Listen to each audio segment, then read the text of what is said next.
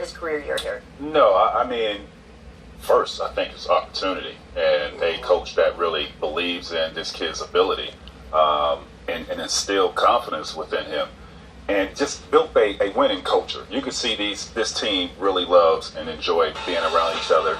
You can see the bench having a lot of fun every night that these kids come out and play basketball. But what we D'Angelo, if you look back how it really ended with him in Los Angeles, with the Nick Young incident, him being traded, like he was really a laughingstock of the NBA. A complete laughingstock.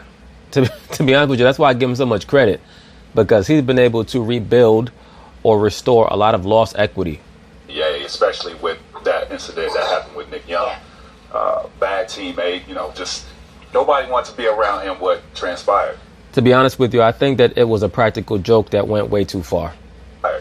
Going to Brooklyn, got a fresh start, got a coach that instilled great confidence in, and Karis LeVert was on his way to becoming a first-time All-Star. Well, he gets injured.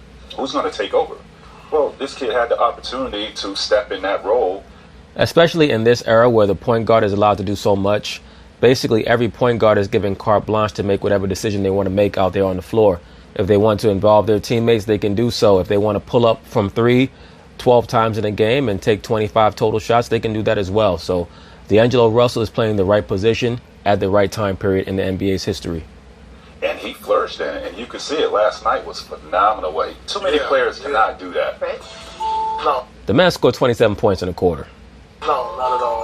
Look, I think this says a lot about his character, because when you get traded as a number 2 pick before your rookie contract, right, that's like, whoa, they're like already calling you a bust.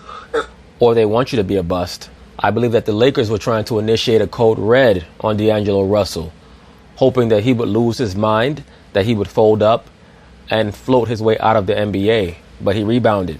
Once again, that is why, in my view, he deserves so much credit, if for nothing else, for his resolve. And so I think just his attitude to like, look, I want to prove everybody wrong. That's just showing the fire that I want to get better. For him to do that and become an all-star in Brooklyn, be part of a whole new culture, the coach believing in him, it's a combination of a lot of things. Really a renaissance of the New York Nets, or the Brooklyn Nets, I should call them. They were the New York Nets when Dr. J was there. The Nets really have not been a blip on the radar screen since the time period of Jason Kidd and Richard Jefferson, Kerry Kittles, Kenyon Martin, and then a little bit later on, Vince Carter. They have not been anything since then. They're really starting to pop a bit in the Eastern Conference. If they could land a big-time free agent, they might be able to take it to the next level next season. Things that sparked the fire under this kid. I mean, this was the number 2 pick. Right. When you get picked that high, you got to have some type of potential. Agreed. The Lakers weren't patient enough to see what that potential was going to be. They could not afford to be patient with him, Paul Pierce. What he had done had destroyed their locker room. He became a pariah to the rest of his teammates. They had to move him.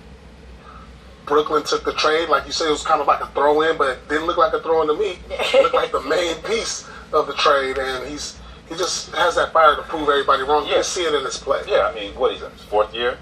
Yeah. Yes. I mean, I was a late bloomer then, because my you came out of high school. my 4th year, that was the first time I made the All-Star team. But, too. your 4th year in the NBA, we as players and people that really know the game, that player is who he's going to be pretty much for his career. You see that he has the potential to be great. For the most part, yes.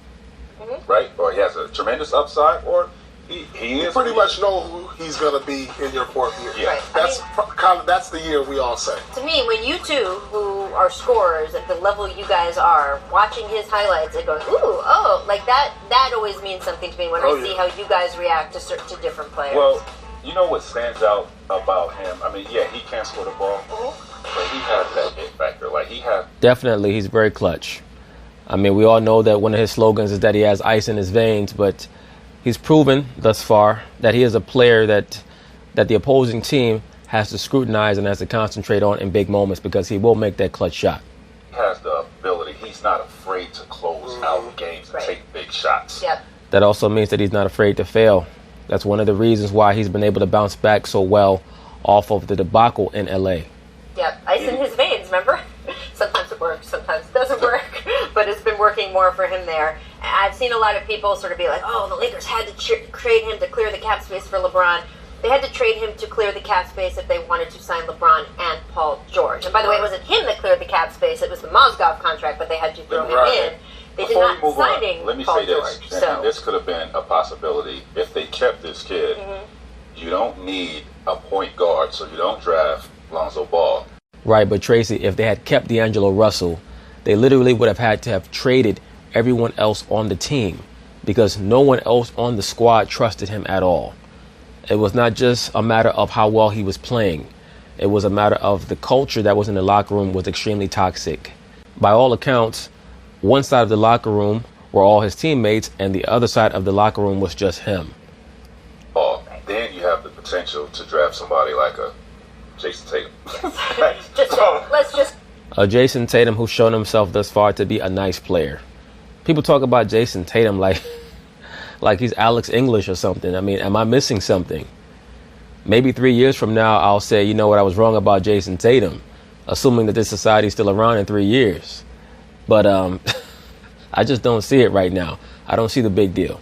Let's just say. That could have been a possibility. Let's just say that guy could have happened. I don't know. Let's talk about... But anyway, that's basically it on that. Congratulations to D'Angelo Russell.